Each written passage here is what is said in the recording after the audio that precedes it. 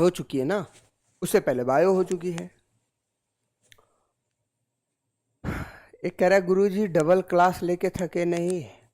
भैया देखो, एक चीज मैंने तुमको शुरुआत में बताई थी, अगर थके होते, थक क्यों नहीं थके भाई, इंसान तो हैं हम भी, पैर दर्द होते हैं, सारी चीजें हैं, लेकिन एक चीज ये समझ लो, जब आपके ऊपर जिम्मेदारी हो जाए किसी भी चीज की, है ना, जैसे तुम्हारे ऊपर है जिम्मेदारी, अब तुम मानो चाहे ना मानो, तुम्हें अपने घर की आर्थिक स्थिति को बेहतर करना है, अपने माता पिता को कुछ बहुत तो सुख देना ही है यार, जीवन बीत गया उनका संघर्ष में, तो ये जिम्मेदारी भी तुम्हारे ऊपर है।